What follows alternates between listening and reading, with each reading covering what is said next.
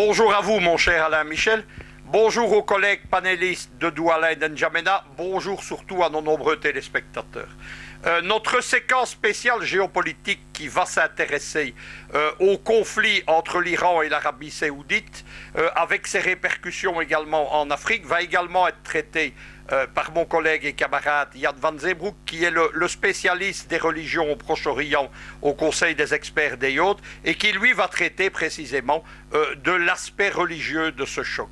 Il y a eu beaucoup de questions dans les réseaux sociaux à ce sujet, et en particulier sur la position du Soudan, qui a rompu ses relations diplomatiques avec l'Iran. La première chose qu'il faut comprendre, c'est que tout ça s'inscrit dans la nouvelle logique du retour à la guerre froide entre le bloc occidental et le bloc des pays émergents, et que ce sera sans doute une étape préparatoire à la Troisième Guerre mondiale. Je m'en explique. Il ne faut pas croire, évidemment, certains éditorialistes qui cherchent des titres et des formules choc. La Troisième Guerre mondiale, elle n'est pas pour dans 15 jours ou dans 6 mois, mais elle est envisagée, cette fois sérieusement, par les experts des deux blocs. Stratford, par exemple, la voit entre 2050 et 2070, et évidemment, le président Poutine lui-même, dans la réorientation stratégique, notamment des forces armées et des forces navales russes, vise, lui, à ce qu'en 2050, dans cette optique, la Russie soit redevenue une deuxième superpuissance mondiale. Il y a donc une constitution de bloc qui suit cette logique de guerre. Il y a évidemment le bloc qui est constitué autour des États-Unis et de l'OTAN, avec son pendant autour de l'Australie qu'on appelle l'OTAS, qui est l'OTAN du Sud-Est, avec évidemment les alliés arabes de ce bloc. Les USA, comment voient-ils ce bloc? Ils voient l'affaiblissement voulu et organisé par eux des anciennes puissances, notamment européennes et proche-orientales, et l'émergence de nouvelles puissances qui devraient aux USA précisément cette émergence. On pense en particulier à la Pologne et à la Turquie. Poutine, lui, vient ce 20 décembre de participer à un très grand film où il expose sa vision géopolitique. Ça s'appelle L'Ordre mondial. C'est sorti actuellement en russe. Vous pouvez le consulter intégralement sur le site d'Eyod TV sur Vimeo. Poutine, lui, a une vision traditionnelle. Il voit le monde divisé en blocs. C'est un partisan de la géopolitique des blocs autocentrés. Ces blocs partageant les mêmes valeurs.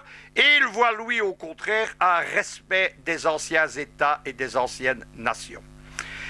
Ce bloc, évidemment, américano-atlantiste, voit s'opposer à un bloc de pays émergents qui a constitué une grande alliance géopolitique.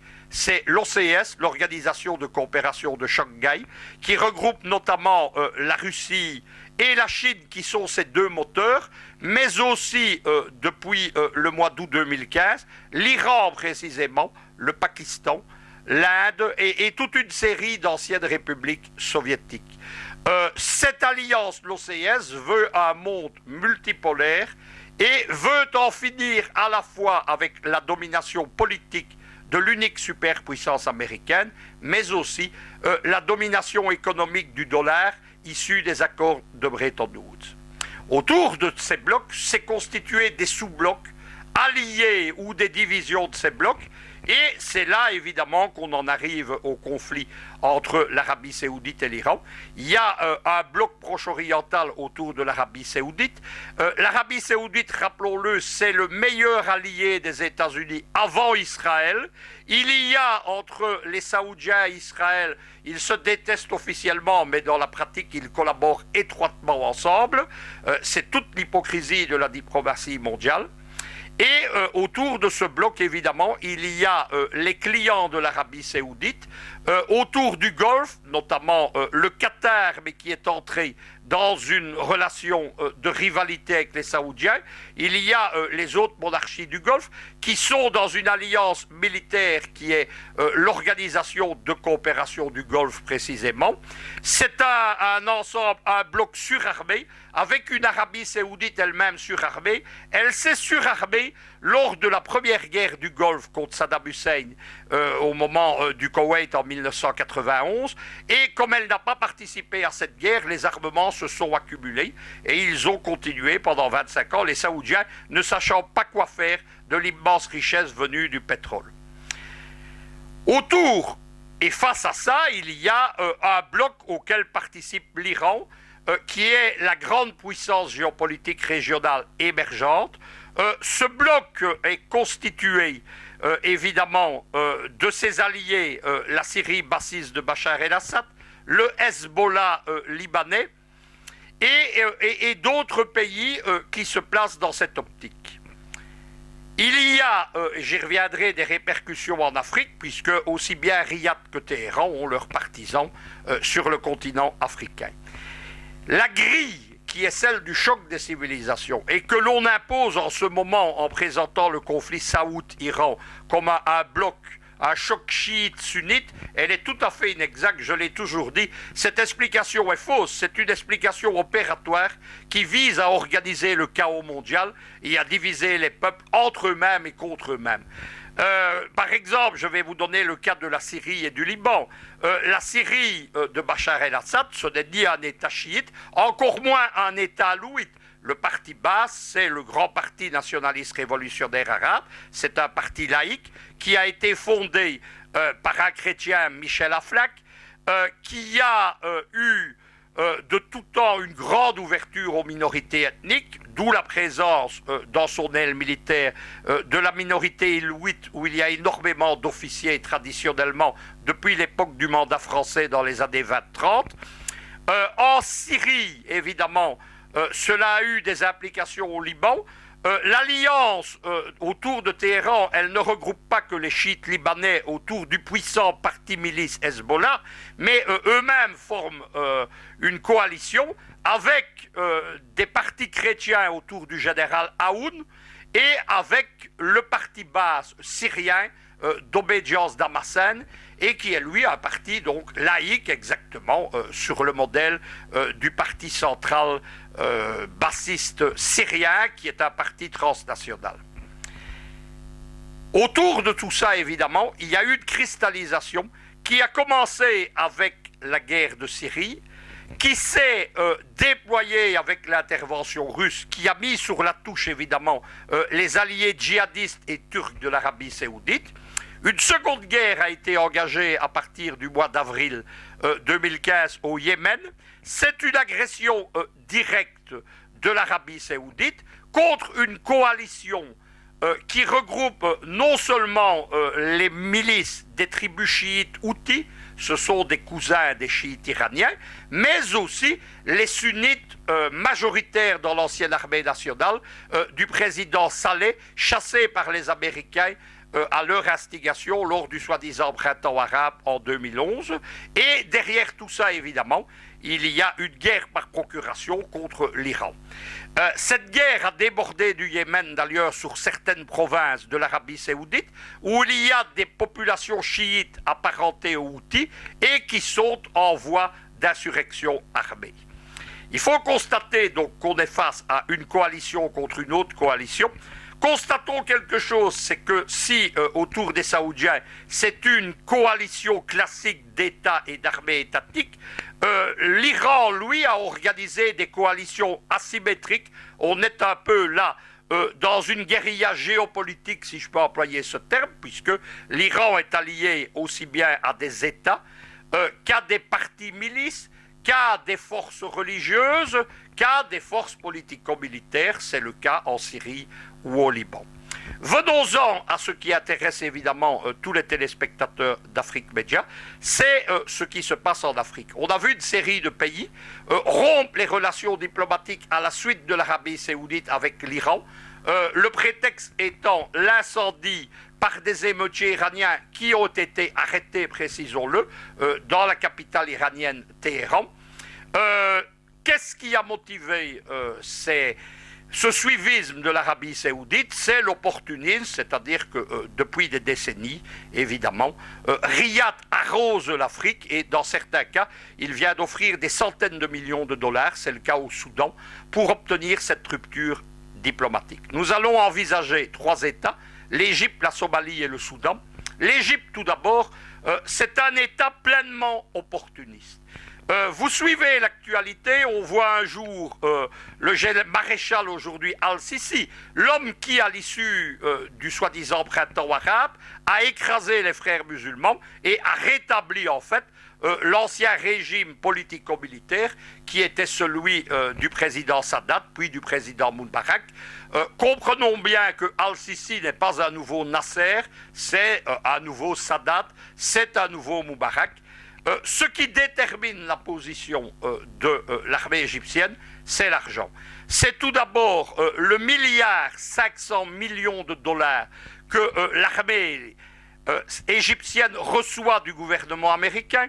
L'armée égyptienne est un État dans l'État qui contrôle une grande partie de l'économie sous contrôle militaire, avec des généraux directeurs d'entreprise, d'anciens généraux directeurs d'entreprise, à comparer avec les 300 millions de dollars que les États-Unis donnent à l'Égypte pour l'aide au développement. La deuxième aide, la principale évidemment, c'est le flot de pétrodollars que font crouler les Saoudiens. On comprend donc pourquoi Al-Sisi s'est immédiatement rangé dans la coalition saoudienne lors de la guerre d'agression contre le Yémen au printemps 2015. Second État, et là on est dans la farce géopolitique et diplomatique, la presse occidentale a mis en avant la rupture des relations diplomatiques de la Somalie avec l'Iran. C'est une farce parce que la Somalie est un non-État. Le gouvernement somalien, qui est sous perfusion de pétrodollars saoudiens et de dollars américains, siège en fait en grande partie au Kenya. Quelques services existent dans une zone verte qui est à 70 km de Mogadiscio, comme la zone verte de Bagdad. Ils sont régulièrement attaqués par les islamistes du coin qu'on appelle les Shebab. Tous ces gens ayant été amenés quasiment au pouvoir par la politique américaine qui a cru comme en Libye, ensuite comme en Syrie, comme en Irak, manipuler tous ces gens. Et donc la Somalie suit tout simplement le jeu saoudien. C'est un non-État, ça n'a pas d'importance. Troisième État, c'est le Soudan. C'est là-dessus qu'il y a le plus de questions. Les téléspectateurs d'Afrique Média en particulier ont vu il y a quelques mois le Soudan prendre, lors de la crise du Soudan et du président El-Béchir avec la CPI, certaines positions panafricanistes. Il faut expliquer tout cela. À partir du début des années 80, le Soudan, où il y a à l'époque du pétrole, est victime d'une tentative de sécession en activant des rivalités ethniques entre populations chrétiennes et populations musulmanes. À partir du début des années 80, les Israéliens soutiennent la sécession chrétienne, notamment l'ancien leader John Garang, aujourd'hui décédé. En 89, une junte militaire prend le pouvoir avec un homme fort qui émerge, c'est le général El-Béchir. Celui-ci va avoir une évolution politique s'alliant, suivant les périodes, avec diverses forces islamiques, notamment au début des années 90, avec les islamistes liés aux frères musulmans de Hassan el-Tourabi, qui finira à la fin des années 90 en prison lorsque El-Béchir rompra avec lui. Et à partir du début également des années 90, le régime saoudien soutient le Soudan dans sa guerre pour conserver le sud du Soudan et les réserves pétrolières. On sait que cette guerre se termine en 2013 par l'indépendance du Sud-Soudan qui plonge immédiatement dans le chaos. Il y a aujourd'hui des massacres, des viols massifs, des génocides de population. On retrouve à nouveau derrière tout ça les Israéliens et les marchands d'armes israéliens. Ceux qui s'intéressent à ça trouveront sur le site des Hôtes une émission complète que j'ai faite avec la télévision d'État iranienne Sahar TV et qui est consacrée principalement à la géopolitique du Soudan et du Sud-Soudan. Il est donc normal, évidemment, le régime de Khartoum étant débiteur de l'Arabie saoudite, qu'il ait tout d'abord suivi celle-ci lors de la guerre au Yémen à partir du printemps 2015, d'une manière très faible, puisque Khartoum a envoyé 5 chasseurs bombardiers en tout et pour tout. Ce qui est évidemment ironique, c'est qu'au Sud-Soudan, on retrouve les Israéliens, que le principal ennemi de Khartoum ont été les Israéliens et son principal soutien les Saoudiens. Le monde n'est pas noir et blanc, la géopolitique c'est un prisme multicolore et lorsqu'on sait évidemment que Tel Aviv et Riyad ont dans la pratique des liaisons, des alliances occultes extrêmement solides. J'ai dit que le Soudan était tombé dans un piège géopolitique. C'est un État fragilisé par la sécession du Sud, par la perte évidemment de la plupart des champs pétroliers qui sont passés au Sud. C'était le but évidemment des Américains, des Israéliens, des Occidentaux en activant cette sécession, et fragilisé par les poursuites menées à la CPI contre le président El-Béchir, la CPI qui est une épée de Damoclès contre les présidents africains. L'affaire de la CPI a évidemment également conduit le Soudan à des sanctions qui ont achevé de fragiliser l'économie et de déstabiliser l'État. Là, en s'engageant dans la guerre contre le Yémen, Riyad, évidemment, a poussé Khartoum à une faute géopolitique. Parce que l'affaire de la CPI, on en a longuement parlé sur Afrique Média, elle a conduit Khartoum à prendre des positions panafricanistes modérées et à se rapprocher de ceux qu'on appelle les États du cœur du nouveau panafricanisme, notamment la Guinée équatoriale, notamment le Tchad. Le souci étant que ces États étant en rapprochement économique et politique avec l'Iran précisément. Il y a quelques mois, le vice-président iranien a conclu une tournée géopolitique et géoéconomique à succès à Malabo. Et il faut quand même constater quelque chose, c'est que Poutine a initié un très grand projet qui est de créer une OPEP du gaz, qui enlève aux Occidentaux, aux Américains et aux Saoudiens la fixation des prix du gaz. Et cette OPEP du gaz, elle est prévue autour de 3 capitales, Moscou avec Gazprom, l'Iran évidemment, mais le troisième État africain, c'est Malabo. À partir de ce moment-là, évidemment, c'est le piège géopolitique, c'est-à-dire que Khartoum est dans une alliance proche-orientale avec des Saoudiens, que la grande partie de l'Afrique acquise au thèse panafricaniste rejette avec raison. Il y a également le sponsoring de Boko Haram, il y a également le sponsoring de tous les mouvements djihadistes dans l'Afrique nord-africaine, saharienne et subsaharienne. C'est le piège dans lequel est tombé Khartoum. C'est, je pense, la meilleure façon que j'ai pu de résumer ce problème. C'est une affaire évidemment qui est à suivre parce que l'Arabie saoudite c'est une puissance géopolitique sur le déclin et l'Iran c'est une puissance géopolitique émergente, en n'oubliant pas que l'Iran est également très forte d'une population de 85 millions d'habitants. En géopolitique, la dimension évidemment c'est la puissance.